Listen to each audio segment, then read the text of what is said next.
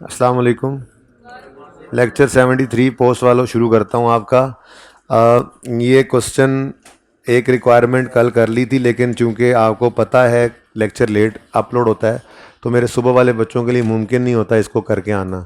तो आपको पता है कि एक मेथड समझने के बाद ही दूसरे की तरफ मूव किया जाना था, तो सुबह वाली क्लास के अंदर बच्चों ने ये सवाल नहीं किया हुआ था। इस वजह से मैंने इस सेकंड रिक्वायरमेंट को कल वाली आखिरी क्लास के टॉप पे रख दिया, ठीक है ना। स्टार्ट यहीं से कर लेंगे। अच्छा, अब ये तो मैं नहीं करवा रहा। उसके अलावा आपको कल एक क्वेश्चन मिला था, ये वाला। ये आज मिला होगा यार, कोई बात नहीं, कर जो आज रहे हैं, टेंशन क्या है। कल मिला या आज मिला है, मिल तो गया। एक कल मिला था, एक आज है, ठीक है। ये माइल्स लिमिटेड एक ईपीएस का सिंपल सा सवाल है, ठीक है। दरअसल ईपीएस आपको कैलकुलेट करनी आती है, बेसिक में तो बहुत हाथ सीधा हो गया था, और डाइल्यूटेड में एक सवाल किया था, एक आपको आज मिल गया है दूसरा हैंडआउट जो है। ये पूरा हैंडआउट वैसे तैयार हो रहा है, असल में वो कल भी हैंडआउट तैयार हो रहा था, आज भी। ये तो इन प्रोग्रेस जो होता है ना, वो फिर ऐसे ही टूट टूट के मिलता है, फिर फाइनल वर्जन इकट्ठा होकर आपको बहरहाल मिल ही जाना है एंड पे, जो मैं वो पीडीएफ बना दूंगा सबके लिए, ठीक है ना। आप लोगों के लिए मैं लेक्चर नोट्स को, एक दो दिन लगेंगे इन चीज़ों के अंदर, ये सेशन ख़त्म होगा तभी जाके ना आपकी कल की क्लास से फ्री होकर ये सारे काम करने हैं। रिवीजन प्लान बैठ के बनाना है, कोई वीडियो बनानी है, वो सेक्शंस ढूंढने हैं, तो 2-3 दिन लग जाते हैं इन कामों के अंदर। वो क्लासेस से फ्री होकर ही होता है, ठीक है ना। तो उनके अंदर एक काम मैं ये भी कर दूंगा कि जितने लेक्चर नोट्स इस तरह से आपके बने हैं ना, जैसे आपके अब 73 लेक्चर है, तो 74 कल आखिरी होगा, पार्ट ए पार्ट बी, ये सारे ना उसी तरतीब से जैसे किए थे, इसका एक पीडीएफ बना के मैं फ़ोटोकॉपियर के पास भी प्रिंट रखवा दूंगा जो फिज़िकली लेना चाहें, और मैं पीडीएफ बना के अपलोड कर दूंगा वेबसाइट पे, उसका एड्रेस वगैरह आपको दे दूंगा ताकि आप वहाँ से डाउनलोड भी कर सकें, ठीक है। उससे ये फ़ायदा होगा कि आपने रिवीजन जिस टॉपिक भी करनी है, मैंने आपको कहा था अपने लेक्चर की तरतीब से करनी है जैसे आपने पढ़ा था, ठीक है ना। तो उन लेक्चर नोट्स के अंदर ये मिल भी जाएंगे आपको, ठीक है। अच्छा जी, बात यह है कि ईपीएस तो किया हुआ था, फिर आज क्यों ईपीएस के ऊपर ये लेक्चर लग गया, वो तसल्ली आपको पता है, जिस चीज़ में नहीं हो वो कर लेनी चाहिए, अल्लाह की तरफ से दिल में आ रही होती है चीज़। तो जी जी, बड़ी मेहरबानी सर। तो ईपीएस ईपीएस कैलकुलेट करना एक एक इशू है, और उसको फाइनेंशियल स्टेटमेंट्स में डिस्क्लोज करना भी सीखना चाहिए। डिस्क्लोजर हमारे सिलेबस के अंदर मौजूद हैं। हाँ, उसने अभी टेस्ट नहीं किए, लेकिन अब टेस्ट नहीं किए तो ज़्यादा खतरनाक चीज़ हो जाती है कि टेस्ट कर ही ना ले, ठीक है। तो एक्सपेक्ट तो मैं यही कर सकता हूँ कि कोई बेसिक ईपीएस विद डिस्क्लोजर पूछ ले तो पूछ ले, वो मैं आपको सिखा देता हूँ। मैं डाइल्यूटेड भी सिखाऊंगा। आज तो बच्चे घूम के गए पहली क्लास में, बेसिक ईपीएस डिस्क्लोजर ऐसे, यस सर समझ आ गई हो, वेरी गुड। साथ ही मैंने डाइल्यूटेड का एक सवाल दिया, मैंने कहा ये आसान है, इसको छोड़ो, और जो हमने सवाल किया था जिसमें दुनिया जान के सारे काम ही डाल दिए थे हमने, कि उसमें डिसकॉन्टीन्यूड और कॉन्टीन्यूड में एक प्रॉफिट था एक लॉस था, फिर डाइल्यूटेड भी थी, तो उस पर जब ले गया तो बच्चों ने थोड़ा सा ना ऐसे शेक हुए। मैंने कहा हो जाओ शेक, मैं भी ये चाहता था कि मिल्क शेक हो जाओ। घर जाके फिर मैंने कहा था एक ये हैंडआउट वाला सवाल, और दूसरा वो जो हमने सवाल किया हुआ था, नहीं नहीं, क्वेश्चन नंबर 10, ठीक है, वो सवाल हैंड आउट नहीं, लेक्चर नोट्स में, बुक में, उसका नोट बनाने के लिए कहा है। वो भी मैं खुद बनवाऊंगा कल, लेकिन उससे पहले आप लोग चूंकि बना के आए होंगे, तो कल फिर आप फिगर्स को नहीं ढूंढ रहे होंगे और परेशान नहीं हो रहे होंगे, बल्कि लड़के चूंकि सवाल से आए होंगे तो फिर उसको समझ रहे होंगे। तो मैंने नोट दोनों बनवाने हैं, एक बनाया हुआ दिखाऊंगा आज सोल्यूशन, वो कल बोर्ड पे बनाऊंगा, और दूसरा ये जो क्वेश्चन आपको दिया हुआ है इसका भी डिस्क्लोजर आप ट्राई करके आएंगे, मैं फिर बनवाऊंगा इसे, ठीक है, ताकि ये ईपीएस के डिस्क्लोजर्स हो जाएं। वैसे कल की क्लास का जो मोटा मोटा एजेंडा है वो इस तरह से ही है कि जो रिस्ट्रिक्टेड फंड मेथड है एनपीओ के अंदर, वो आपको करवाना है, आधा एक घंटा उस सवाल पे लग सकता है, फिर थोड़ी थ्योरी उसको देख लेंगे, तो अराउंड 1 और एनपीओ पे शायद लग जाए। उसके बाद एक फ्रेमवर्क का चैप्टर आपका है जिसके अंदर कैपिटल मेंटेनेंस का एक कॉन्सेप्ट है, 20-25 मिनट में वो सिखाया जाता है, समझाया जाता है। उसके अलावा उस चैप्टर के अंदर कुछ चीज़ें रीड ऑनली बतानी है, कुछ के बारे में कहना है ये याद कर लो, और कुछ समझानी भी पड़ सकती हैं एक दो चीज़ें, तो उसके ऊपर भी अराउंड 1.5 आवर लग सकता है, ठीक है। उसके बाद फिर कुछ छोटी मोटी चीज़ें, जैसे आपने कहना है सर, अभी कोई कहेगा एनपीओ वाला सवाल टेस्ट वाला, इस तरह के चीज़ें जो हैं, या कैश फ्लो के सवाल की एडजस्टमेंट है, या जो भी रहता है, ठीक है, वो चीज़ें जो हैं, और एमसीक्यूज़ वगैरह इनको डिस्कस करेंगे। तो मेरी एक्सपेक्टेशन तो यही है कि 3-4 घंटे की क्लास होगी, लेकिन ये 5-6 की भी हो सकती है। ऑनलाइन वालों के लिए मैं 1 घंटा से 1.5 घंटे के दरमियान की एक क्लास रखूँगा जिस वक्त हम ब्रेक लिया करेंगे, क्योंकि हम ब्रेक्स लेके पढ़ेंगे ताकि फ्रेश पढ़ें। तो वो एक वीडियो बन जाएगी, तो वो फिर फाइनल क्लास की ABC बना लेंगे हम, ठीक है। क्वेश्चन ये करते हैं, कोई क्वेश्चन है बेटा आपका? अच्छा ठीक है। अच्छा क्वेश्चन जो है इसमें रिक्वायरमेंट है prepare extracts from statement of comprehensive income and related notes of miles, ठीक है जी। इसकी रिक्वायरमेंट में खुद से ऐड कर दें, थोड़ी सी चीज़ जो कम है वो ये है कैलकुलेट, चलो रहने दो, मैं कह रहा हूँ कि ये करना है। EPS कैलकुलेट करेंगे और फिर उसको फाइनेंशियल स्टेटमेंट्स में हमने प्रेजेंट करना है कि कहाँ नज़र आती है EPS, और फिर नोट्स बनाने हैं उसके। जैसे PPE कहाँ नज़र आता है बैलेंस शीट में? नॉन करंट एसेट में। बैलेंस शीट में मैंने पूछा, कहता है बैलेंस शीट में नजर आता है, बैलेंस शीट में नॉन करंट एसेट में नजर आता है। फिर उसका नोट कैसे बनता है, बनाना आता है, ठीक है। ऐसे ही EPS इनकम स्टेटमेंट में कहाँ नजर आती है ये पता हो, ठीक है। उसके बाद उसका नोट कैसे बनता है ये सीखना है हमने आज, ठीक है। सिंपल काम है, लेकिन उससे पहले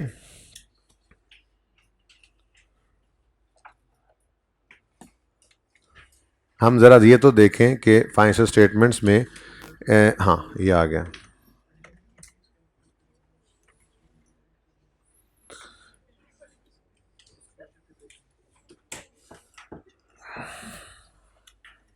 फाइनेंशियल स्टेटमेंट्स के अंदर IS 33 का स्टैंडर्ड कहता है कि जो EPS है वो नजर आनी चाहिए प्रॉफिट एंड लॉस के अंदर पैट के बाद। अब ये फाइनेंशियल स्टेटमेंट्स हैं जो FR2 वाले यूज़ करते हैं, जब कोई नोट बनाते हैं तो यहाँ से आके वो देख लेते हैं। तो आज हम भी थोड़ा सा देख लेते हैं, ठीक है, हमने भी इसमें नोट ही बनाना है। तो ये नेस्ले की फाइनेंशियल स्टेटमेंट्स हैं जिसमें ये उनकी बैलेंस शीट है, ठीक है जी, और ये स्टेटमेंट ऑफ प्रॉफिट और लॉस है, और अगले सफ़े पे स्टेटमेंट ऑफ कंपनी उन्होंने अलग कर दिया। वैसे दोनों तरह से इजाज़त है, कुछ लोग यूँ करते हैं स्टेटमेंट ऑफ कॉम्प्रिहेंसिव इनकम बनाते हैं, उसमें प्रॉफिट एंड लॉस और नीचे साथ ही अदर कॉम्प्रिहेंसिव इनकम, जैसे बनाना सिखाया हुआ है आपको। फॉर्मेट बनाएंगे तो FR2 में जाके आप इस तरह भी कर सकते हैं, इस तरह भी कर सकते हैं, जैसे इन्होंने किया हुआ प्रॉफिट एंड लॉस एक सफ़े पे और फिर अगले सफ़े पे अदर कॉम्प्रिहेंसिव इनकम, ठीक है। अब स्टैंडर्ड ये कहता है IS 33 के जो EPS हो वो पैट के नीचे नज़र आनी चाहिए। अब ये देखें स्टेटमेंट ऑफ प्रॉफिट और लॉस में ये पैट है और उसके नीचे क्या लिखा हुआ है, अर्निंग्स पर शेयर बेसिक एंड डाइल्यूटेड। अच्छा ये नेस्ले वालों का भी यही सिस्टम था जो हमारा था रीसेंट अटेम्प्ट वाले सवाल में। इनका भी कोई कन्वर्टेबल इंस्ट्रूमेंट नहीं है, जिस वजह से इनकी जो बेसिक EPS है वही इनकी डाइल्यूटेड EPS है, ठीक है। अब ये EPS नेस्ले है, मजाक नहीं है, ठीक है। आप लोग 2 रुपये 4 रुपये निकालते हैं EPS, इनकी 162, इनका एक शेयर इतने रुपए कमाता है। अच्छा तो ये EPS प्रेजेंट हो गई, ठीक है। अब यूज़र को अगली तकलीफ होगी, ये कैलकुलेट कैसे हुई है भाई? तो उसको कहेंगे अगर आपने देखना है तो आप नोट नंबर 33 में चले जाएं। हमने कहा जी ठीक है चलते हैं। और नोट्स कैसे बनते हैं इधर देखो, ये बैलेंस शीट चल रही है, फिर इनकम स्टेटमेंट चल पड़ी, फिर statement of changes in equity आ गई, फिर स्टेटमेंट ऑफ कैश फ्लोज, ये सारे हम बनाते हैं। और उसके बाद एडिंग आती है notes of the financial statements, और अगले 20-25 सफ़ों के ऊपर नोट ही नोट होते हैं, ठीक है।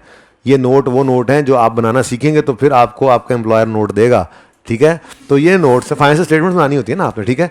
तो ये नोट्स ही नोट्स आगे होते हैं। तो इन नोट्स के अंदर 1 2 3 4 5 करते करते नोट नंबर 33 के ऊपर हमने कहा है यूज़र को आपको EPS देखनी है तो वहाँ जाके देखें, ठीक है। तो ये हमारी EPS है, कहाँ गई ये? अब इसको देखना है यूज़र आपने प्रॉफिट एंड लॉस के, देखो प्रॉफिट एंड लॉस के अंदर पैट के नीचे प्रेजेंट कर दी। तफसील देखनी है, हाँ जी देखनी है, जाओ नोट नंबर 33 में।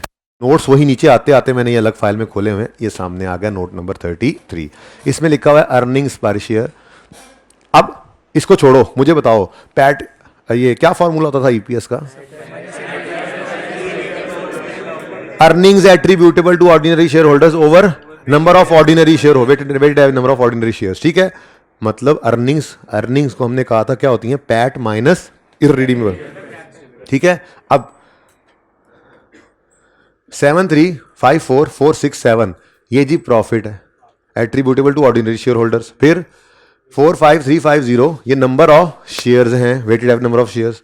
फिर कैलकुलेटर उठाओ, हमने कहा user don't become a loser, user profit को डिवाइड करो शेयर्स के साथ, प्रॉफिट्स को डिवाइड करो शेयर्स के साथ, तो क्या आता है? ये EPS ऐसे निकली है, ये EPS फेस पे नजर आ रही है। 162.17 कैसे निकली है जी? हमने कहा जी ऐसे निकली है। इसको अब आप कहोगे यहाँ पे ये लिखा हुआ डिवाइड करो। भाई देखें, एक बात याद रखिएगा, शायद आपको इंट्रो वगैरह में किसी ने सिखाया हो, जिन्होंने पढ़ी हुई है, ठीक है, जिन्होंने नहीं पढ़ी उनको मैं बता रहा हूँ कि जो फाइनेंशियल स्टेटमेंट्स बनाई जाती हैं ना, तो हम एक बेसिक अजम्पशन उसके अंदर ये जहन में रखते हैं कि जो फाइनेंशियल स्टेटमेंट का यूज़र है उसको बेसिक नॉलेज है। वो ये नहीं होगा फाइनेंस स्टेटमेंट जो ये थोड़ी आप अज्यूम करके बनाएंगे कि जिसने भी फाइनेंस स्टेटमेंट देखनी है उसके साथ हमें भी होना पड़ेगा, क्योंकि वो पूछेगा ये एसेट किसे कहते हैं, ये लायबिलिटी किसे कहते हैं, क्रेडिटर किसे कहते हैं। तो जो यूज़र होता है, जैसे ये इन्वेस्टर होगा जिसने देखनी है ईपीएस इसकी और किसी और कंपनी की, तो उसको पता होगा इन्वेस्टर को कि ये क्या चीज़ है, और जिसको नहीं पता होगा उसने फिर आप जैसे कोई रखे हुए होंगे अपने पास और मेरे जैसे, जिनको तनख्वाह दे के पूछेगा कौन सी बेहतर है। बात समझ रहे हो ना? ऐसे एनीवेज, ये है profit after tax. Profit after tax, ठीक है, देखो 4 3 5 4 4 6 7, यही हमने यहां पे लिख लिया। इसका मतलब क्या होगा? हाँ जी, इसका मतलब नेस्ले वालों ने कोई इररिडीमेबल प्रेफरेंस शेयर्स भी नहीं इशू किए हुए जिनका डिविडेंड माइनस करना पड़े, तभी तो यही प्रॉफिट आफ्टर टैक्स, यही प्रॉफिट आफ्टर टैक्स है और यही earnings attributable to ordinary share holders, ठीक है ना। लेकिन हम सवालों में ऐसा नहीं होगा, आज के पहले सवाल में ऐसा नहीं होगा। हमारे सवाल के अंदर तो प्रेफरेंस शेयर्स का डिविडेंड होगा।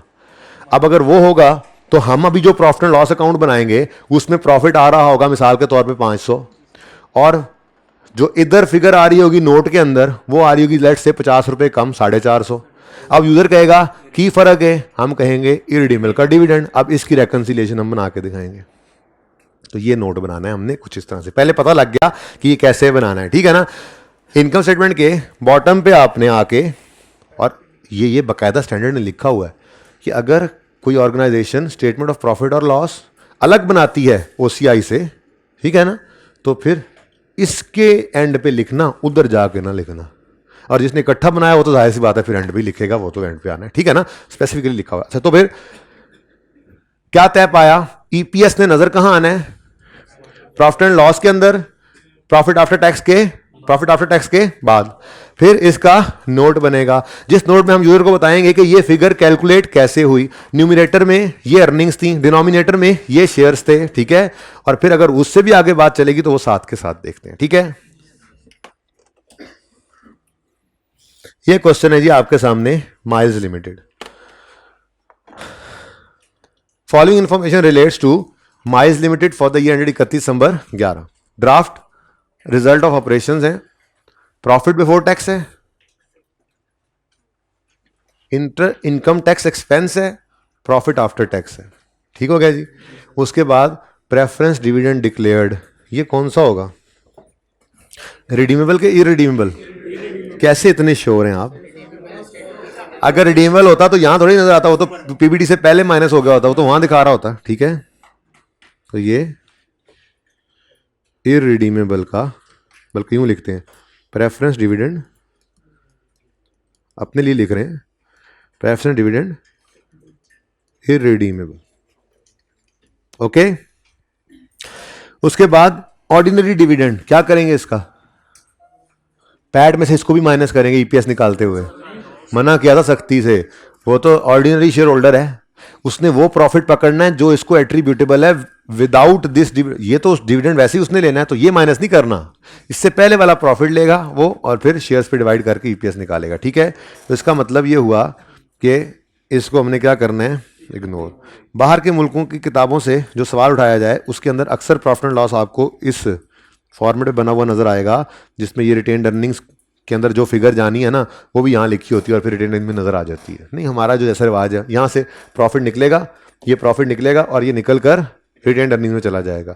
और अदर कॉम्प्रिहेंसिव इनकम का आइटम होता है तो वो यहाँ से निकल कर अदर, वो जैसे रिवर्स सरप्लस है आपके सिलेबस में सिर्फ, तो वो रिवर्स सरप्लस में चला जाता है, ठीक है ना।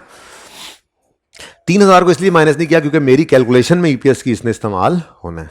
अब ये मेरे और नेस्ले के अंदर पहला फर्क आ गया, उनका कोई इरिडीमेबल प्रेफरेंस डिविडेंड नहीं था, हमारा है। और रिक्वायरमेंट हमसे भी क्या है, इनकम स्टेटमेंट बना दो, स्टेटमेंट ऑफ कॉम्प्रिहेंसिव इनकम, और रिलेटेड नोट्स भी बना दो। तो बनाएंगे अभी इंशाल्लाह, मसला ही कोई नहीं, ठीक है जी। बेटा ऑप्शंस होते हैं, ठीक है ना, तो बस आपको जैसे सिखाया आपके लिए वही ऑप्शन समझो, वही कहते हैं स्टैंडर्ड्स, ठीक है। अच्छा जी, एडिशनल इन्फॉर्मेशन में कहता है बैलेंस इन इक्विटी एट यकम जनवरी 10 कंप्राइज्ड ऑफ, यानी यकम जनवरी 10 पर जो इक्विटी है उसमें पड़े हैं 1 million ordinary shares of ₹0.2 each, rupees भी ऐड कर लें, ₹0.2 ईच। ये क्या बात हुई? क्या फेस वैल्यू 0.2 है? हाँ है। ये जायज़ नहीं है क्या? जायज़ है। भाई साहब मेरी बात सुने, मेरी बात सुने, सारी दुनिया के अंदर 10 रुपये नहीं है फेस वैल्यू का उसूल, पाकिस्तान के अंदर है, ठीक है, लेकिन कोई भी सवाल किसी और मुल्क की किताब से उठा लिया जाएगा तो फेस वैल्यू जरूरी नहीं 10 रुपये हो। अब फेस वैल्यू आपने वो लेनी है जो पर्चे के अंदर हो। आप आईकेप के कई सवालों के अंदर ऐसा हुआ है, कभी कभी 100 रुपये फेस वैल्यू लिख दी उसने, ठीक है, या कभी 1 रुपया लिख दी है, तो उससे परेशान नहीं होना।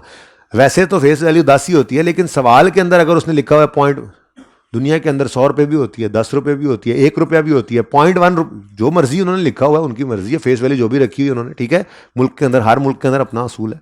तो जो फेस वैल्यू सवाल में गिवन है ना, आपने उसको यूज करना है। लेकिन आपस की बात है, हमने इसका करना कराना कुछ नहीं था। क्यों? क्यों? हमें नंबर ऑफ शेयर्स पहले ही गिवन है, कौन सा रुपीस गिवन है कि हम नंबर ऑफ शेयर्स निकालेंगे, इसलिए टेंशन ही कोई नहीं थी। ओके, लेकिन फिर भी बता दिया कि फेस वैल्यू 0.2 भी हो सकती है। सवाल में जो फेस वैल्यू गिवन है वह वही है। ओके, यानी इनका शेयर कैपिटल अगर निकालना होगा तो 100 million ordinary share into 0.2 rupees करोगे तो उनका रुपीज कैपिटल आ जाएगा। ओके, आगे कहता है जी 10% non cumulative non redeemable irredeemable preference shares of ₹3 each. इसका क्या करें? इसका हमने कुछ भी नहीं करना होता भाई। ये 10,000 शेयर्स हमने कहाँ लेने?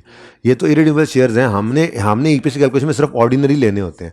असल में ये सवाल जिन उस्ताद की किताब से मैंने उठाया था उसके अंदर एक रिक्वायरमेंट ये भी थी कि prepare income statement of comprehensive income comma statement of change in equity comma related notes, ठीक है ना, एंड रिलेटेड नोट्स। तो बीच में से ना वो रिक्वायरमेंट उड़ा दी, सिंपल सी थी। तो ये कुछ डाटा उसकी वजह से भी दिया हुआ है। लेकिन चलें हम तो इस तरह से प्रैक्टिस कर लेंगे कि आईकेप के सवालों के अंदर भी बहुत सारा डाटा ऐसा होता है जो हमने इग्नोर करना होता है। जैसे ऊपर से हम ये 2 चीज़ें इग्नोर करके आए हैं, ठीक है। उसके बाद ये फिगर भी मुझे नहीं चाहिए, इसको मैंने कोई यूज़ नहीं करना। ये शेयर प्रीमियम का मैंने क्या यूज़ करना है? ये रिटेन्ड अर्निंग्स, ये सब ओपनिंग बैलेंसेस क्यों है? ये तो मैंने स्टेटमेंट इक्विटी के लिए मुझे ज़रूरत होती है, लेकिन वो तो मैं बना नहीं रहा, तो इसको नहीं मैंने इस्तेमाल करना, ठीक है। अच्छा, लेकिन एक बात बताएं, एक चीज लिखी हुई नजर आई है आपको, नॉन क्यूमुलेटिव? एक उसूल पढ़ाया था, क्यूमुलेटिव हो तो चाहे डिक्लेयर हो चाहे ना हो हमने रिकॉर्ड करना है, और नॉन क्यूमुलेटिव हो तो सिर्फ तब रिकॉर्ड करना है जब डिक्लेयर हो। शुक्र है डिक्लेयर्ड लिखा हुआ है, प्रेफरेंस डिविडेंड डिक्लेयर्ड, तो डिक्लेयर्ड है तो फिर हम भी रिकॉर्ड कर रहे हैं, ठीक है। चलें, सवाल ख़त्म नहीं हुआ। कहता है in terms of an agreement with the bank the company has undertaken to have a capitalisation issue. नहीं नहीं, इसको कहते हैं बोनस। कैपिटलाइजेशन इशू क्या है जी? ये दूसरा नाम है बोनस इशू का, ये तीसरा नाम है स्क्रिप इशू का। ये कल वाली क्लास के लिए ना लिखा हुआ है मैंने आपके लिए, जो मैं आपको नोट करवाऊंगा। 0.2 ईपीएस में 0.2, ये पुराने हैं। अच्छा, ये ना समझना कि ये करना है, ये पिछला वाला, लेकिन चेंजेस कर रहा हूँ इसी के अंदर जी। Bonus issue is also known as scrip issue, capitalization issue और स्टॉक डिविडेंड। ये पिछली बार बच्चों को लिखवाया था, किताब पे नोट करवाया था, हर दफ़ा लिखवाया जाता है, ठीक है ना। तो ये रहने दूंगा, कल आपको नोट करवाऊंगा, किसी जगह पे लिख लेना आप, या अभी भी लिख लिया होगा काफ़ी बच्चों ने, अभी भी तो सवाल के ऊपर लिख ही लिया होगा। तो बोनस इशू के ये 3 नाम भी हैं, स्टॉक डिविडेंड भी इसे कहते हैं, कैपिटलाइजेशन इशू भी कहते हैं, स्क्रिप इशू भी कहते हैं। तो ये 9 पर्चे मुंह उठा के बैठे हो कि ये क्या है, ठीक है। तो कैपिटलाइजेशन इशू क्या है जी? Bonus issue. अच्छा जी, in accordance this agreement there was a capitalisation issue of 1 for every 2 shares held on यकम जुलाई 11। तो 11 वाले साल में हमने एक बोनस इशू भी किया है, 1 फॉर एवरी 2 शेयर्स हेल्ड, यानी 50% कह लो, ऐसे ही है ना। अच्छा, रिक्वायर्ड है कंप्रिहेंसिव इनकम बनाओ और नोट्स बनाओ for the year 31 December 11 including comparatives. Comparatives are required, ठीक है जी। इसमें पानी तो डाल दिया। अब रिक्वायर्ड है, नाम बताओ जरा। Miles limited, miles limited, statement of comprehensive income पूरा लिखना आप लोग पर्चे में, स्टेटमेंट ऑफ कंप्रीहेंसिव इनकम। लेकिन बना क्या सकते हैं, सिर्फ एक्सट्रैक्ट्स बेटा, क्योंकि पूरी तो सेल से शुरू होती है, sale, cost of sale, GP, फिर अदर इनकम वगैरह वगैरह वगैरह। हमारे पास तो कहानी कहाँ से शुरू हो रही है सवाल में, बताता हूँ कहाँ से शुरू हो रही है। ये प्रॉफिट बिफोर टैक्स। तो फिर हम भी इतना सा एक्सट्रैक्ट बनाएंगे इनकम स्टेटमेंट का। पीबीटी इधर देख लें बेटा, पीबीटी प्लीज, टैक्स और पैट, ठीक है। उसके बाद ईपीएस कैलकुलेट करेंगे और फिर यहाँ पे अपनी फॉर्मेट में नीचे लिख देंगे। फिर यूजर को तकलीफ होगी कैसे निकली, उसके लिए नोट बनाएंगे। फिर उसके अंदर उसको तकलीफ होगी कि ये पैट आपका अर्निंग से नहीं मैच कर रहा, तो एक रिकंसिलिएशन बना देंगे। भाई इतना सी काम है। इस सवाल में तो ऐसे बच्चे खुश खुश थे, अगले में खुश को हो गए थे। तो शुरू करते हैं जी। For the year ended, for the year ended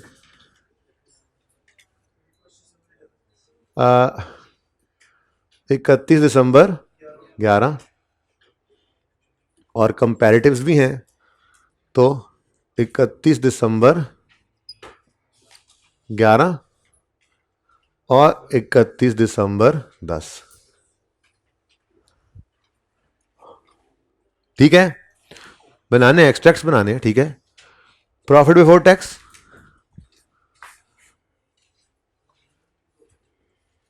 profit before tax कितना है जी, बताना पसंद करेंगे। 503,000 और 10 का 403,000, ठीक है। नेक्स्ट, टैक्स एक्सपेंस 2 लाख और 1,80,000, तो लेस टैक्स एक्सपेंस जी। 200,000 2 लाख और 180,000 1,80,000,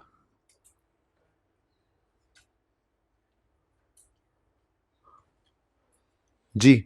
तो प्रॉफिट आफ्टर टैक्स कितना जी, 303,000 और 223,000।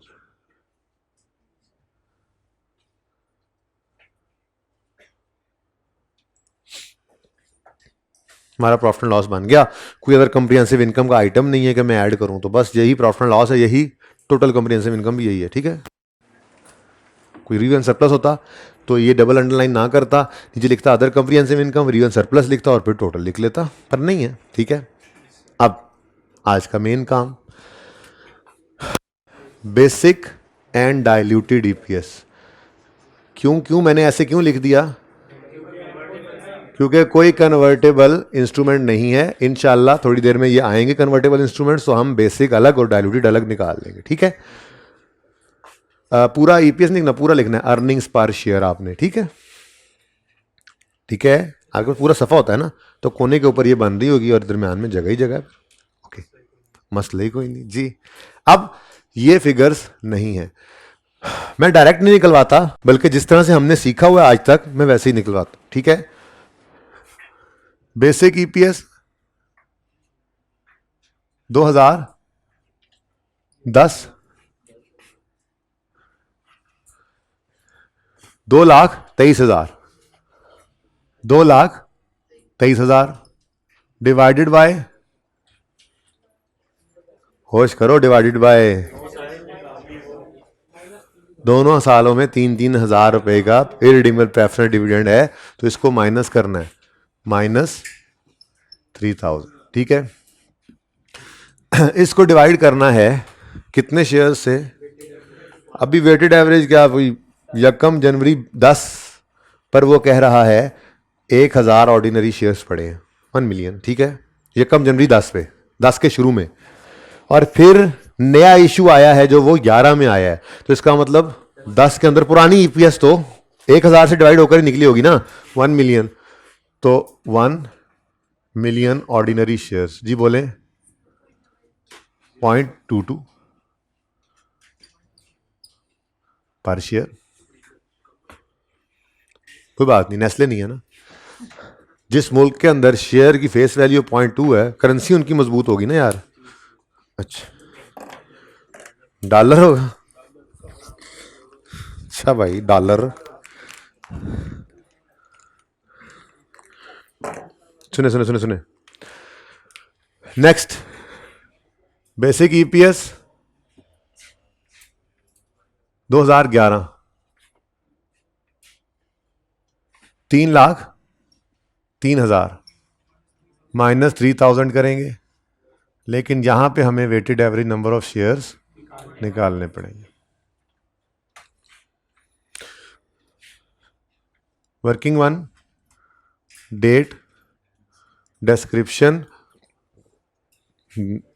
फ्रैक्शन से पहले नंबर ऑफ शेयर्स भी होते हैं।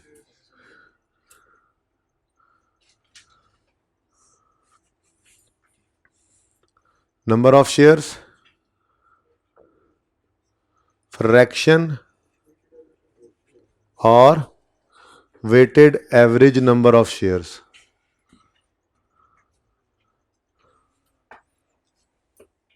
ग्यारह का ओपनिंग, यकम जनवरी 11, यकम जनवरी 11, ओपनिंग कितने शेयर्स पड़े हैं? 10 lakh,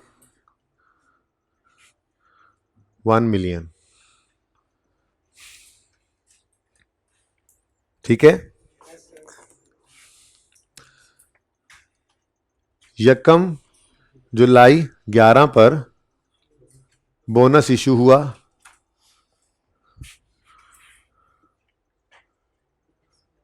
analysis, bonus before, new, after. 1, 2 क्या कह रहा है वो, पढ़ लेते हैं। 2 शेयर्स वालों को एक, अच्छा 2 for 1 for every 2 shares held, जिसके पास भी 2 होंगे उसे एक मुफ्त बांटेंगे। तो बिफोर 2, न्यू 1, तो बैलेंसिंग 3। ठीक है। तो 1 मिलियन इंटू हर 2 वाले को एक जी 500,000, लेकिन साथ ही इधर 6/12 कर देंगे, और फिर इस 15 लाख के ऊपर भी फ्रैक्शन लगा देंगे, पूरे के ऊपर 6/12। अच्छा, वैसे ज़रा थोड़ी देर के लिए आप इसका टोटल करें। ऊपर असेंबली का इजलास चल रहा है मुझे लगता है। जी जी, वैसे ही ज़रा मैंने गलत किया माना, लेकिन थोड़ी देर। जी अच्छा, 5 लाख, और ये कितना बना? अगर मैं वो वाला काम ना करूं जो सीखा हुआ है तो। ठीक है। अच्छा, अब हमने बोनस शेयर्स के बारे में क्या अजम्पशन ली थी, क्या हम करते हैं ट्रीटमेंट उसका? मैंने एक जुमला लिखवाया था, थोड़ी देर तक 2:15 तक आइएगा। मैंने एक जुमला लिखवाया था कि बोनस हो, ये स्प्लिट हो, कंसोलिडेशन हो, यूं समझना कि हमेशा से है। हमेशा से है का मतलब क्या है? आप वैसे निकालते हो तो 1250 वेटेड एवरेज शेयर्स निकल रहे हैं। क्यों? क्योंकि ये 5 लाख जो है ये 6/12 हो गए हैं, यूं समझो। ठीक है। लेकिन हम तो क्या अज्यूम करते हैं कि बोनस हमेशा से था। हमेशा से था तो इसका मतलब 11 के अंदर 10 लाख तो पहले से थे, ये 5 लाख भी पूरे साल रहे हैं। बोलो, ये 5 लाख भी पूरे साल रहे हैं। यानी अगर मैं वेटेड एवरेज सही अपने तरीके से निकालूं तो वो कितना निकलेगा? सोच के बताना, वेटेड एवरेज कितना निकलेगा? पूरे 15 लाख शेयर्स। क्यों? हम ये सही 10 तो पहले थे, हम ये क्या क्या कहा करते हैं कि 10 तो पहले से थे ही, बोनस भी ऐसे समझो जैसे हमेशा से था, ही कहते हैं ना। तो अगर बोनस हमेशा से था तो फिर इसका मतलब इस पूरे साल में वो 500 शेयर्स भी थे, 5 लाख शेयर्स भी थे, और 10 लाख तो पहले ही थे। तो फिर इस हिसाब से हमारे वेटेड नंबर ऑफ शेयर्स कितने निकलते हैं? 15 लाख। यही तो साइंस थी बोनस की, स्प्लिट की, कंसोलिडेशन की। ठीक है ना। और अगर ये शेयर्स पैसों के आते तो क्या हम वो वाला काम करते थे, रिवर्स वाला? क्यों नहीं करते थे? क्योंकि हम ये कहते थे नहीं, ये शुरू से नहीं है, ये जिस दिन से हैं उसी दिन से ही हैं। सही है ना। अच्छा, तो अभी देखना ये इंशाल्लाह 15 लाख ही निकलेगा जो तरीका सीखा हुआ उससे, ठीक है, थोड़ी देर के लिए, थोड़ी देर के लिए। बिफोर और न्यू ये तो यहां पर इशू करने के लिए इस्तेमाल किया, पहले 2 रोज याद है। हम क्या कहते थे कि ये बिफोर बोनस नहीं, ये आफ्टर बोनस है, ये बिफोर बोनस है, इसको आफ्टर बोनस पे लाना है। ये बिफोर पे है, आफ्टर पे लाना है, 2 पे है, 3 पे लाना है। तो मल्टीप्लाई डिवाइड करोगे 3, क्यों क्यों क्यों 2 पे है तो divided by before multiplied by 3, divided by, जब न्यू किया था तो divided by before multiplied by new, ये 2 पहले रोज, फिर डिवाइडेड बाय बिफोर और मल्टीप्लाइड बाय, ठीक है जी। तो बोलो डिवाइड बाय 2 इंटू 3 7। ये जरा एक सवाल के अंदर सिर्फ एक ही बोनस था ना, तो मैंने कहा जरा वो भी प्रूफ कर लें जो बात हम सोचा करते थे, ठीक है ना, समझ आया। वो जो एक जुमला लिखा था, अभी अगर मुकरोगे तो ओपन कर लूंगा, तो मैंने लिखा था कि बोनस या कंसोलिडेशन जो है इसको यूं अज्यूम करना कि हमेशा से है। देखो यही मतलब होता है इसका। ये कितना आता है और जब टोटल करते हैं तो यही तो हम कह रहे थे, यही तो हम कह रहे हैं कि भाई बोनस यूं समझो हमेशा से है। अब हमेशा का मतलब ये नहीं है कि जब से, इस साल के लिए वेटेड एवरेज सेल्स निकालते हो हम क्या कह रहे हैं भाई पूरे साल ये 500 भी रहे। और यही तो मजा आएगा अब जब हम ये कहेंगे कि पिछले साल में भी ये थे, क्योंकि ये कहा था कि जब से बिजनेस चला है तब, तो हमारे सामने 2 ही साल हैं, उन 2 साल के अंदर हम अज्यूम करेंगे कि ये मौजूद है। अभी जो फ्रैक्शन लगाएंगे वहां भी चेक करेंगे। छोड़ो फिलहाल, फिलहाल ये 15 लाख निकल आया, यहां पे लिखो, ठीक है जी। आंसर आ गया 0.20, 0.20। अगला काम बोनस इशू आ गया। बोनस हो, स्प्लिट हो, कंसोलिडेशन हो या राइट इशू हो, कंपैरेटिव ने रीस्टेट होना है। बेसिक ईपीएस 2010, ये आसान काम किया हुआ है ये, ठीक है, रीस्टेटेड। जी सेम प्रॉफिट उठाएंगे, प्रॉफिट में तो गड़बड़ नहीं है कल की तरह से।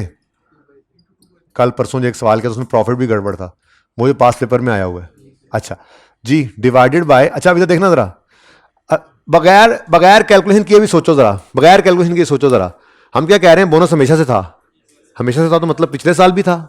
अब 10 में 10 वाले साल में 10 लाख शेयर तो थे ही, हम कह रहे हैं ये बोनस वाले 5 भी थे, मतलब उसमें 15 से डिवाइड करना चाहिए, तभी तो कंपेरेबल हुआ। तभी तो हम इसी तो कह रहे हैं कि ये हमारी डिस्टॉर्ट न कर दे ईपीएस को, मुफ्त वाले शेयर्स, तो उसका असर निकाल रहे होते हैं, ठीक है ना।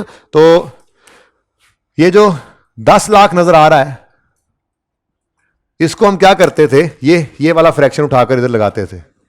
अच्छा आप जरा कैलकुलेटर्स पकड़ो और 10 लाख पे 3/2 लगाकर देखो आंसर आता क्या है।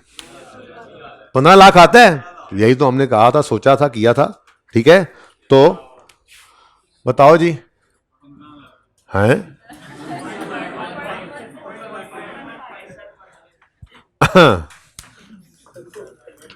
ले भाई, ये 11 की ईपीएस है 0.2, यहां पे लिखेंगे रुपीज पर शेयर, आपको पता है रुपीज, आगे मैंने नोट का नंबर भी देना, इधर इधर लिख बैठा हूं आज। चलो जी 0.20 और 0.15। अब नहीं फिलहाल ना लिखो, उसकी वजह बताता हूं, फिर बाद में डिस्कस करते हैं, फिलहाल चलने दो, ठीक है। अच्छा अब यूजर को तकलीफ होगी, यूजर क्या कहेगा, जरा ये बताओ कैसे निकला। हम कहेंगे वर्किंग, वो कहेगा वर्किंग आपके लैपटॉप में है भाई, आपके दराज के अंदर पड़ा है वो कागज, मुझे तो वर्किंग नजर नहीं आ रही। हम कहेंगे अच्छा सॉरी यार, आपके लिए तो हमें नोट बनाना पड़ेगा। तो नोट नंबर 33 क्यों लिखा मैंने, वो इधर भी 33 था नजर है, पिछली क्लास में भी। अब ये देखो, माइल्स लिमिटेड,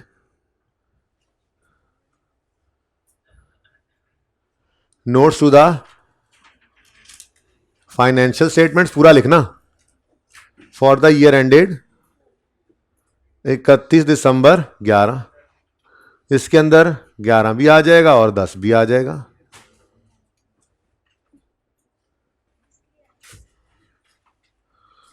अब बच्चों ईपीएस निकाल के देनी है, और ईपीएस में आपको पता है अर्निंग्स डिवाइड होती हैं नंबर ऑफ ऑर्डिनरी शेयर्स से, वेटेड एवरेज से, ठीक है। तो अर्निंग्स रुपीज में आएंगी, ठीक है। और फिर ऑर्डिनरी वेटेड एवरेज लिख लो, पर जगह जरा कम है, फिर पूरा लिखना आप तो। वेटेड एवरेज नंबर्स आगे लिख लेते हैं, वेटेड एवरेज शेयर्स, और ये किस में है जी, नंबर्स में, नंबर ऑफ शेयर्स, ठीक है। अब 11 में कितनी अर्निंग्स यूज की हैं आपने फॉर कैलकुलेशन ऑफ ईपीएस? 11 में 3,03,000 यूज की हैं या 3 लाख यूज की हैं? ईपीएस के अंदर अर्निंग्स जो हैं वो 3 लाख हैं। भाई आज नहीं पढ़ाना, एक्स्ट्रा हो गया आपका सुबह लेक्चर, चलो हाँ बैग उठा लो जी। अर्निंग्स बोलो, अर्निंग्स 300,000। अच्छा भाई मैं कह रहा हूं जल्दी कर लें, कैमरे के एन सामने आ गए।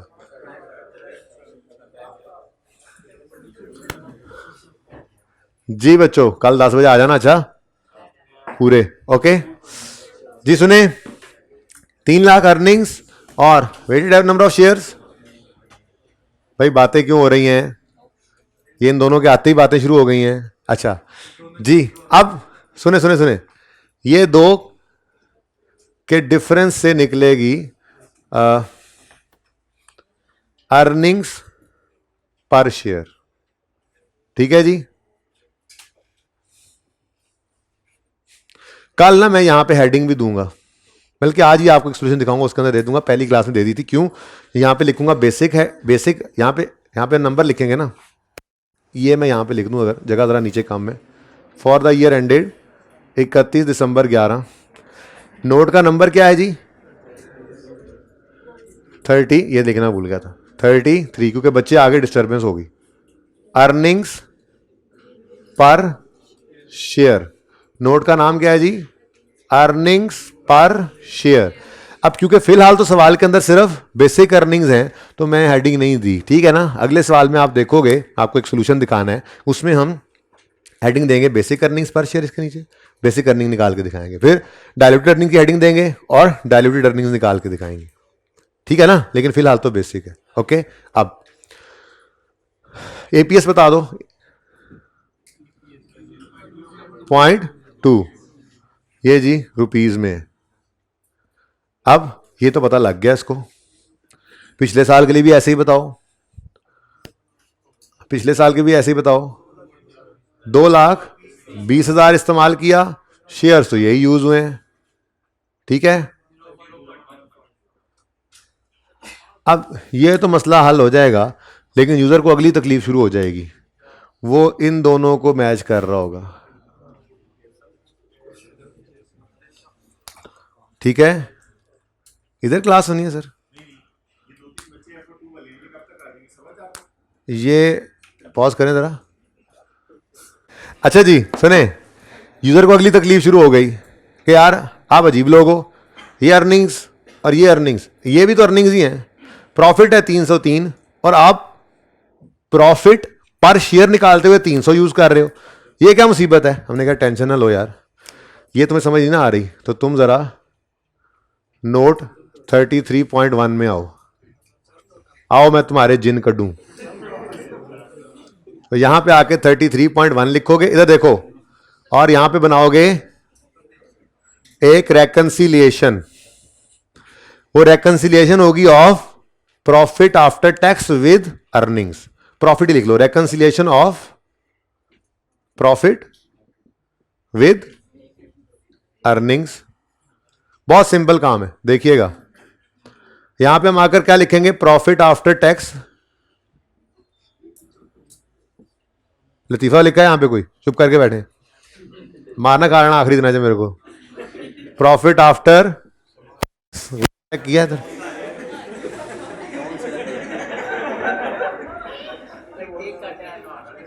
फिर तुम बोल रहे हो जी। इधर देखें भाई, प्रॉफिट आफ्टर टैक्स 300 यूजर, ये जो प्रॉफिट आफ्टर टैक्स है ना 303, ये हमने यूज नहीं किया, हमने अर्निंग यूज की है। और इन दोनों में फर्क पता है क्या है यूजर? इन दोनों में फर्क है ये 3,000 का, तो यहां पे लिखेंगे लेस, प्रेफरेंस डिविडेंड इररिडीमेबल का कितना जी? 3,000, ये माइनस, और ये जो 3 लाख आपको नजर आ रहा है ना, ये ऐसे निकला है यूजर। एक तो आप इतने छोटे काके हो, आपको सब बताना पड़ता है। ईपीएस पढ़ लो, ये आ गई हैं जी अर्निंग्स। हो गई तकलीफ दूर? यूजर की तो हो गई है, आपकी नहीं हुई, क्योंकि वो लाइलाज है।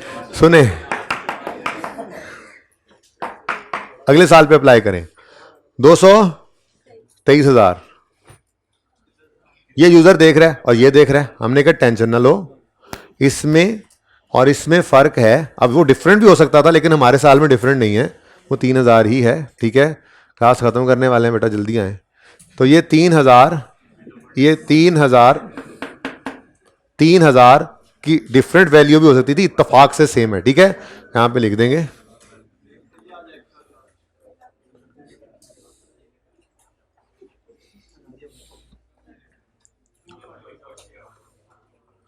2,20,000। ठीक है जी। बेसिक ईपीएस में और कोई मसला नहीं होता, ये बेसिक ईपीएस सिर्फ होना तो ये मैक्सिमम नोट है। अच्छा, ये जितनी कहानी लिखी हुई है ना, ये अंग्रेजी में भी लिख, ये रेकन्सिलिएशन तो बनानी पड़ती है। ये वाली बात अंग्रेजी में भी लिख के बता सकते हैं, ऑप्शन है, क्योंकि स्टैंडर्ड ने ये कहा है कि डिस्क्लोज करें।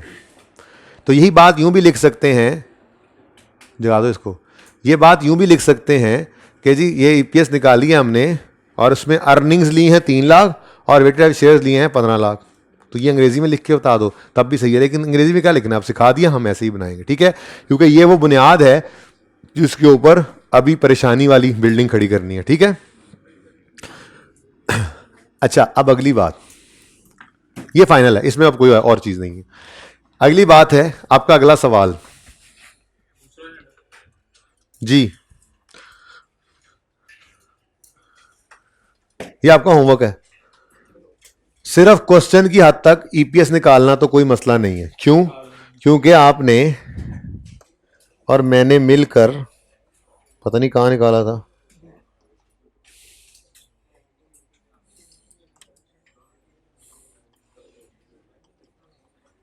नहीं मिल रहा, चले इसी को ही खोल लेते हैं।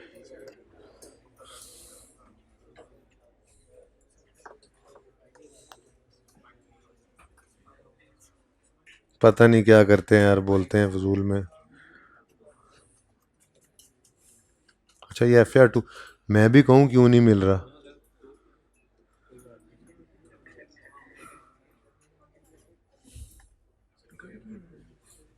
ये क्वेश्चन आपको याद होगा।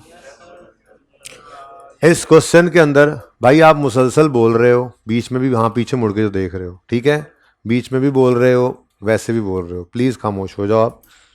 अच्छा जी, साथ का मुंह इस तरफ भी हो ना, तो जो बच्चा बोलता है पता होता है, लेकिन 2 बार 3 बार बंदा चुप करता है, खुद भी एहसास होना चाहिए। अच्छा बच्चों, ये सवाल हमने किया हुआ है बेसिक और डायरेक्टेड ईपीएस का, किया हुआ है। ठीक है, अब इससे आसान सवाल है। क्यों? क्योंकि उस सवाल के अंदर डिसकंटिन्यूड ऑपरेशन का लॉस नहीं है। तो ये मैक्सिमम मुश्किल बात थी कि बेसिक और डायरेक्टेड दोनों ईपीएस निकालनी हो और कंटिन्यूइंग और डिसकंटिन्यूड अलग करे और फिर उनमें से एक के ऊपर लॉस भी दे दें, तो इसलिए ये ज़्यादा मुश्किल है। ये आसान है, पढ़ के देखते हैं, नहीं पढ़ लें जरा प्रैक्टिस भी हो जाएगी। Following relates too early morning limited for the year 31 दिसंबर 15। ये इंशाल्लाह अर्ली मॉर्निंग आके हम ये करेंगे सवाल। ठीक है, अर्ली मॉर्निंग नहीं, 10 बजे तो आना है।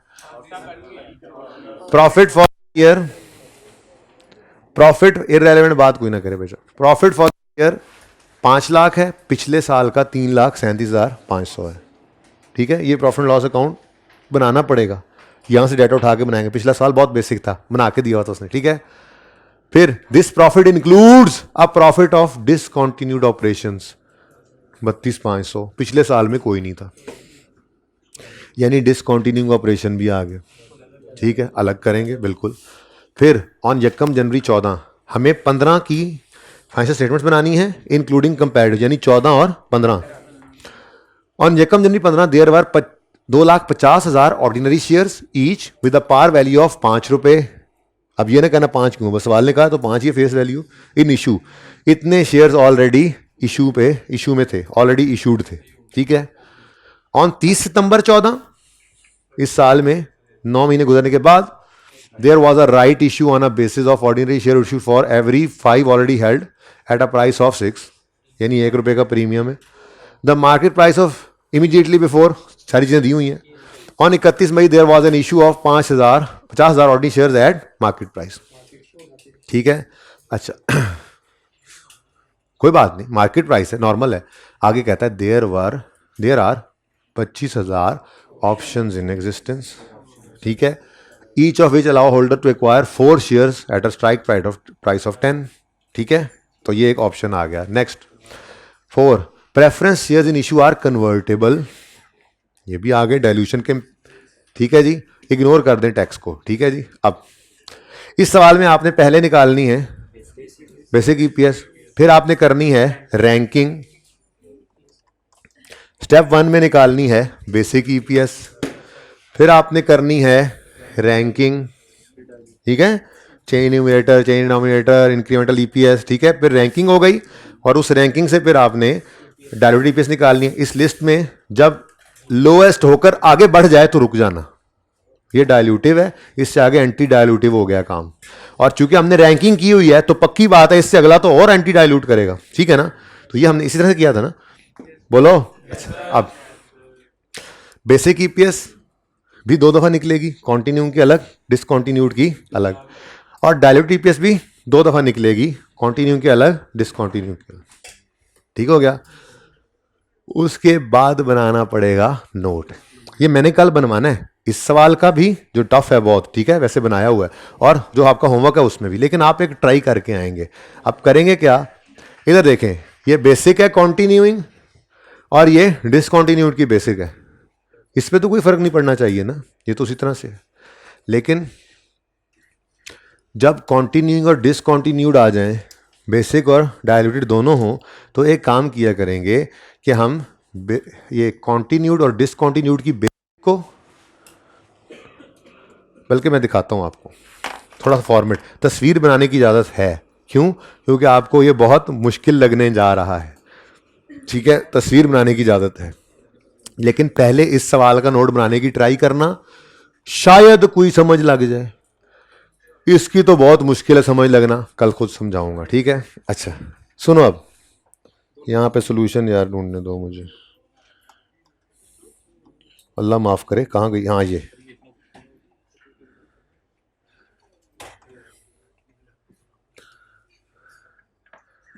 है जी क्वेश्चन नंबर 10 पेज 941 पे, ठीक है। इसमें ये माइनस, मैं क्लास में टाइम अभी तक मिला ही नहीं इसको माइनस कर सकूं, ठीक है ना, ये माइनस है क्योंकि हमारे इस सवाल के अंदर प्रॉफिट था कॉन्टिन्यूइंग ऑपरेशंस का, और ये भी 10 मिलियन नहीं था। असल में तो कहानी यूं होती है, ये 16,400 था और ये 6400 का प्रेफरेंस डिविडेंड था, ठीक है ना, सही है। तो ये तो बाद में माइनस होता है, तो प्रॉफिट, ये अगर मैं प्रॉफिट एंड लॉस अकाउंट बनाऊं इसका, तो ये 16,400 का प्रॉफिट है, क्या ख्याल है, उसमें से प्रेफरेंस डिविडेंड तो बाद में माइनस होता है ना, तो कॉन्टिन्यूइंग से प्रॉफिट है, ठीक है, और डिसकॉन्टिन्यूड का लॉस है माइनस। तो प्रॉफिट एंड लॉस के अंदर तो नेट हो जाती है ना चीजें, तो नेट प्रॉफिट कितना है, प्रेजेंट अलग किया, लेकिन नेट प्रॉफिट कितना, हमें एक ऑपरेशन से प्रॉफिट आया 16,400 का, दूसरे ऑपरेशन से लॉस आया 400 का, 4,000 का, तो फिर ये नेट होकर क्या बन गया, 12,400, ठीक हो गया। अब इससे आगे चलना है, हमने डिस्क्लोजर देने, कितने रेशियोज कैलकुलेट हुई पड़ी हैं, 4, basic of continuing and discontinuing, dilutive of continuing and discontinuing. तो ये तो सिर्फ लिख सकते हो ना, सिर्फ ये लिख दोगे तो इसके भी नंबर है, नोट नहीं भी बनता। फिर नोट के अंदर अर्निंग्स हो जाएंगी, अगली रिकन्सिलिएशन नहीं बनेगी, तो जितना हो जाएगा वैसे मेरा नहीं ख्याल कि इधर की तरफ जाएगा नोट बनाने, ये तो बहुत एहतियातन कर, लेकिन इधर को शक है मेरा कि बेसिक का शायद नोट बनवा ही ले, क्योंकि सिलेबस में तो है, बनवा सकता है, बनवाना चाहिए वैसे उसको, ठीक है, लेकिन इतना आगे जाए शायद ये मुमकिन नहीं। वैसे आईकेएफ ने डिस्क्लोजर वाला कोई सवाल अभी तक अपनी किताब में नहीं दिया हुआ, लेकिन चूंकि सिलेबस में डिस्क्लोजर्स हैं तो एन मुमकिन है पूछ ले, ठीक है। अच्छा अब कैसे बनेगा डिस्क्लोजर, ये 4 ईपीएस हमने डिस्क्लोज करनी है पैट के नीचे। ये देखो, बेसिक 3 रुपये, डाइल्यूटिव 2.24। ये क्या बात हुई? बेसिक 3 तो नहीं थी, बेसिक तो 5 और 2 थी। मैंने अलग अलग शो किया है, कॉन्टिन्यूइंग अलग, डिसकॉन्टिन्यूइंग अलग, लेकिन इसका टोटल यहां पे शो कर दिया 3। यूजर को ये कहा कि आज हमारी ईपीएस कितनी है? 3। बेसिक इतना है और डाइल्यूट ये कॉन्टिन्यूइंग का इतना, डिसकॉन्टिन्यूड का इतना। इसमें आसानी क्या होगी, आगे वर्किंग करते हुए सिर्फ 3 के नेट को ही हमने प्रूव कर देना है कि ये ऐसे निकला है। ठीक है ना? और सही है, कोशिश कर रहे होंगे हम बनाते हुए। ठीक है, मैं तस्वीर बाद में बनाता हूं एंड पे। इससे परेशान नहीं होना भाई, जब ये सवाल मैंने कल करवाना है तो फिर परेशान नहीं होना, फिर सिर्फ फाइट करनी है। ओके, ऐसे ही डाइल्यूटेड है 3.23 पॉजिटिव और डिसकॉन्टिन्यूड की 0.995 नेगेटिव। वो 3.23 पॉजिटिव और ये 1 कंप्यूटर ने कर दिया था राउंड। ठीक है, ये नेगेटिव। ठीक है, इन दोनों का नेट 2.24, ये डाइल्यूटेड आ गई। तो अगर बेसिक और डाइल्यूटेड होती सिर्फ कॉन्टिन्यूइंग की, तो ये डिब्बा ना बनता, सिर्फ यहाँ पे बेसिक आता और डाइल्यूटेड आता। लेकिन 2 हो गए तो मैंने यहीं पे ये डिब्बे बनाकर दोनों शो कर दिए। ठीक है, ओके। उसके बाद अगली चीज जो है वो है गड़बड़े। ठीक है, 5 कैसे निकला 3? अच्छा, आप ऐसा करें, छोड़ें, आप एक काम करें, इस नोट को छोड़ें। ठीक है, इस नोट को आपने ट्राई नहीं करना। ठीक है, कल की क्लास में मैंने सुबह वालों को कह दिया था कर लें, लेकिन अगर करना चाहें तो मैं सोल्यूशन बनवा देता हूं, बेशक सोल्यूशन देख लें। ठीक है, कोई करना चाहे तो वॉलंटरीली कर ले, मैं कह रहा हूं कि रहने दें वैसे। ठीक है, कल मैंने करवाना है, कर लें, अच्छी बात है। लेकिन मैं एक छोटा सा ये डिसकॉन्टिन्यूड का अलग से आपको सिखा देता हूं कि वो कैसे नोट बनता है। ठीक है ना? लेकिन ये सोल्यूशन की पहले तस्वीर ले लें सब बच्चे। ये आ गई इनकम स्टेटमेंट, ताकि कोई अटेम्प्ट करे तो उसके पास सोल्यूशन हो चेक करने के लिए। समझ तो उसे कोई नहीं आनी, कल इंशाल्लाह मैं खुद करवाऊंगा।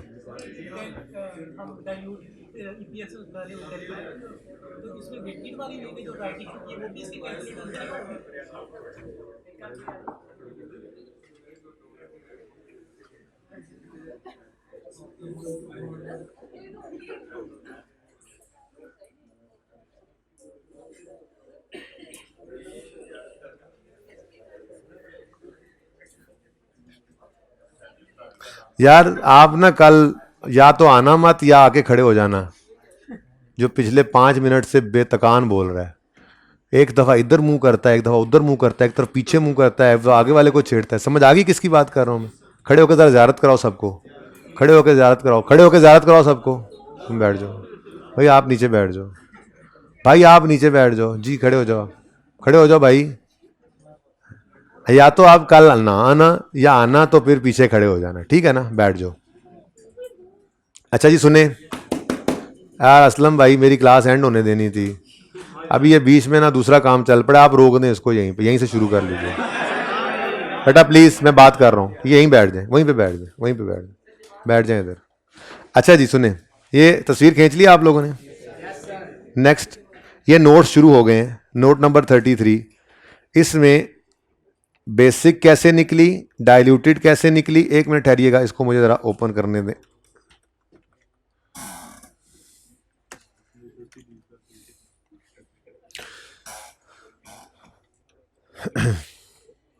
बेसिक कैसे निकली आप ट्राई करेंगे, कैसे निकली वो तो बाद में घर पे देखेंगे ना। डाइल्यूटेड कैसे निकली, बिल्कुल उसी तरह से जैसे बेसिक के लिए किया था, डाइल्यूटेड के लिए भी कर दिया। फिर नीचे रेकंसिलिएशन है, अर्निंग्स विद प्रॉफिट। ट्राई करना है आपने, तो आपका काम है ट्राई करना, मैंने तो कल करवाना है। उसके बाद अगली बात सुनो, एक और मसला भी यहाँ पे यूज़र को हो जाएगा अगर डाइल्यूटिव आ गई तो। यूज़र क्या कहेगा? यूज़र कहेगा बेसिक अर्निंग्स में आपने लिया है 6000, डाइल्यूटिव अर्निंग्स में लिया है 9000, ये फ़र्क किस चीज़ का है? हम कहेंगे फ़र्क है इस 3000 का। अब इसकी भी रेकंसिलिएशन बनानी है। फिर अगली तकलीफ होगी यूज़र को, बेसिक का डिनोमिनेटर लिया आपने 2000, 2 मिलियन, डाइल्यूटिव का लिया 4020, इसमें क्या फ़र्क है? हम कहेंगे इसका और इसका, ये रेकंसिलिएशन बनाएंगे। मैं कल खुद बनाऊंगा, लेकिन आपने ट्राई करना है ना। तो ये अगले 2 नोट्स हैं, ये जो 33.3 से आगे 2 थे, इनकी भी तस्वीर बना लें। ये उन लोगों के लिए है जो ट्राई करके आना चाहें, ठीक है। अब एक छोटा सा क्वेश्चन करते हैं, ठीक है, और उसमें मैं आपको सवाल में अगर कॉन्टिन्यू और डिसकॉन्टिन्यू आ जाए, सिर्फ बेसिक हो, डाइल्यूटिव ना हो, वो तो आपने घर पे ट्राई करना है ना। सवाल जरूर कर लेना, नोट बेशक ना बनाना, सवाल जरूर करके आना, ओके। अच्छा, उसके बाद नोट की भी ट्राई करनी है। अच्छा, अब डाइल्यूटिव नहीं है, फॉर एग्जाम्पल बेसिक, सिर्फ बेसिक ईपीएस हो तो ये नोट है, सिर्फ बेसिक ईपीएस हो तो ये नोट है, समझ में आता है। और सिर्फ बेसिक ईपीएस हो और सवाल में कॉन्टिन्यूइंग और डिसकॉन्टिन्यूइंग दोनों आ जाए तो क्या करना है, वो नोट बनाना सीख लेते हैं, जो मैंने अभी यहां पे दिखाया आपको परेशानी क्योंकि बेसिक डाइल्यूटिव दोनों थी ना, ठीक है। तो हम फिलहाल सिर्फ बेसिक को देख लेते हैं, ठीक है। वो कहां से देखेंगे, वो हम यहां से देखेंगे जहां पे हमने IS 33 में ये सवाल किया था। ये मैंने करवाया था आपको 37 याद हो अगर, और 38 आपने होमवर्क में किया था। 37 का नोट मैं आपको बनवाता हूं और 38 का नोट आपने होमवर्क में बनाना है। 37 और 38 में फर्क क्या था, preference dividend of irredeemable share capital. मेरी एग्जाम्पल के अंदर इररिडीमेबल नहीं था, पर मैंने आपको याद होकर आपको बता के भेजा था इसका करना क्या है, और आपने घर पे फिर 38 को सॉल्व किया था, ये लिखा हुआ होमवर्क। अच्छा, पेज नंबर है जी 3511, ठीक है। अब ये सवाल है, in the year ended 31 December year 1 entity G made a profit after tax of 3500 में करें तो, of this 3000 was from continuing operations and 500 from discontinued operations. फिर आगे था इट पेड ऑर्डिनरी डिविडेंड, इसको तो वैसे इग्नोर करते हैं, और प्रेफरेंस डिविडेंड को हमने कहा था कर दो क्योंकि मेरे सवाल में ये रिडीमेबल था, लेकिन आपके सवाल में यही इरिडीमेबल था, याद हो अगर तो, ठीक है। अब 1 मिलियन शेयर्स उन्होंने कहा था थ्रू आउट इन इश्यू रहे, और मैंने आपको ये ईपीएस निकलवा दी थी। ये मैंने कहा था ईपीएस कॉन्टिन्यू और डिसकॉन्टिन्यूड के अलग अलग करना। प्रॉफिट फ्रॉम कॉन्टिन्यूइंग ऑपरेशंस 3000 हैं और डिसकॉन्टिन्यूड के 500 हैं, अलग अलग कैलकुलेट करके दे दो यूजर को कि यूजर अगली बार इसकी उम्मीद ना रखना। यहां तक तो हमने किया हुआ है। अब मैं कह रहा हूं रिक्वायरमेंट बदल गई और उसने कहा फाइनेंशियल स्टेटमेंट्स के एक्सट्रैक्ट्स बनाओ, इनकम स्टेटमेंट के एक्सट्रैक्ट्स बनाओ और नोट भी बना दो। हमने कहा जी मसला ही कोई नहीं है, मसला ही कोई नहीं है। प्रॉफिट फ्रॉम ऑपरेशंस कितना है 3000, फ्रॉम डिसकॉन्टिन्यूड ऑपरेशन कितना है 500, तो टोटल प्रॉफिट आफ्टर टैक्स कितना बना, अगर टैक्स सवाल में नहीं गिवन तो ये प्रॉफिट आफ्टर टैक्स हो गया ना, कितना है 3500। Profit from continuing operations 3000, from discontinued operations ये क्या बना रहे हैं एसओसीआई एक्सट्रैक्ट्स, तो प्रॉफिट आफ्टर टैक्स आ गया 3500। डन। अब इसके नीचे ईपीएस बतानी है, ईपीएस अलग अलग है तो हम भी क्या करेंगे अलग अलग प्रेजेंट करेंगे। ये सिखा रहा था आपको, ये कॉन्टिन्यूइंग की 3 रुपए है, डिसकॉन्टिन्यूड की 0.5 है, टोटल है 3.5। अब यूजर को कह रहे हैं 3.5 हमारी ईपीएस है, जिसमें से 0.5 की उम्मीद मत रखना क्योंकि वो किससे है डिसकॉन्टिन्यूड से। हो गया डिस्क्लोजर, इसमें डाइल्यूटिव नहीं है। ये वो परेशान कर रहा था ना इसलिए इधर ले आया, ठीक है सही है। अब यूजर को तकलीफ होगी कि ये फिगर निकली कैसे है, मैंने आपको कहा कि अलग अलग मत करना, इसका टोटल ही यहां पे शो करना है कि ये 3.5 कैसे निकला ये बता देना। वो कैसे निकलेगा, प्रॉफिट में हम ले लेंगे, प्रॉफिट में हम ले लेंगे ये 3000 भी और ये 500 भी, यानी टोटल 3500 को न्यूमरेटर में रख देंगे और शेयर्स तो वैसे ही सेम होते हैं, ठीक है। तो 3.5 निकलेगा इकट्ठा। कैसे, हम कह रहे हैं भाई ये 3.5 नोट 33 में जाके देख लो, तोड़ के हमने बता दिया, ठीक है, क्योंकि डिस्क्लोजर रिक्वायरमेंट है अलग अलग। अब इस टोटल को इन दोनों को अलग अलग करना पड़े तो ज्यादा काम हो जाए ना, तो काम थोड़ा सा कम किया है, यहां पे डिस्क्लोज कर दिया कॉन्टिन्यू डिसकॉन्टिन्यू को अलग, 3.5 को आगे जाके बताने लगे। नोट्स अर्निंग्स पर शेयर में, बेसिक अर्निंग पर शेयर में अर्निंग्स हैं 3500, अर्निंग्स हैं 3500 और ऑर्डिनरी शेयर्स हैं 1000, इनको डिवाइड करो तो आता है 3.5, ठीक है ना। ये 3.5 इधर से मैच हो गया, समझे हो, ठीक है ना। अभी पूरा सोल्यूशन आपको तस्वीर बनवा देता हूं, ओके। अब ये वाला काम जो है ना ये आपके दोनों सवालों में हो जाएगा। मसला करेगी भी अगर तो डाइल्यूटिव करेगी, लेकिन ट्राई करके आना है, मैं इंशाल्लाह कल करवाऊंगा, ठीक है ना। अब रेकंसिलिएशन की तरफ आते हैं। मेरे सवाल में कोई इरिडीमेबल प्रेफरेंस डिविडेंड नहीं है, इसलिए यहाँ भी 3500 है, यहाँ भी 3500 है। मेरे यूजर को कोई तकलीफ नहीं होगी। लेकिन मैंने एक छोटी सी रेकन्सिलिएशन आपके लिए बना दी कि आपके सवाल में तो तकलीफ होगी यूजर को। वो तकलीफ क्या होगी? 3500 प्रॉफिट होगा और यहां पे अर्निंग्स यूज हुई होंगी कुछ और, उनमें डिफरेंस क्या होगा? इरिडीमेबल का प्रेफरेंस डिविडेंड, तो वो आप यहां से माइनस कर दोगे। ठीक है ना? सही है। तो 38 में ये सवाल, पहले 38 का यही नोट बनाना है आपने। ठीक है, उसके बाद वो जो क्वेश्चन 10 उसको एंड पे करना, जो क्वेश्चन होमवर्क में दिया इसको सॉल्व करना। इसमें बेसिक और डायल्यूटिव दोनों होंगे। जब दोनों होंगे तो ये देखो, कॉन्टिन्यूड डिसकॉन्टिन्यूड बेसिक करके आयो ना अभी डिस्क्लोज, उसका तरीका भी सिखा दिया। डायल्यूटिव को भी ऐसे ही करना है।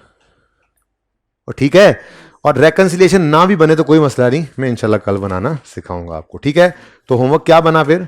सबसे पहले इस 38 का आपने नोट बनाना है, प्रिपेयर एसओसीआई और नोट दोनों बनाने हैं, एसओसीआई भी बनानी है। ठीक है, उसके बाद क्वेश्चन नंबर 2 हैंडआउट वाला आपने करना है, वो morning limited, early morning limited. ठीक है, और तीसरा आपने वो जो सवाल नंबर 10 हमने किया हुआ है उसका नोट बनाने की कोशिश करनी है। सॉल्यूशन की मैंने पिक्चर आपको जो है वो खिंचवा ली है। अब सुनो, आखिरी बात क्या थी, मेरे जहन से निकल गई है, मैं सोच रहा हूं क्या है। ठीक है, हाँ, तस्वीर उतरवानी थी, यही आखिरी बात थी। ठीक है, तो ये जी तस्वीर खींच लें इसकी, ये क्वेश्चन नंबर 37 का नोट है। ठीक है जी, कल 10 बजे कोशिश करके 5 मिनट पहले ही आ जाइएगा। 10 बजे इंशाल्लाह क्लास शुरू करेंगे। कल आखिरी क्लास होगी, जिंदगी रही तो कल मुलाकात होगी। अल्लाह हाफिज़, अस्सलाम वालेकुम।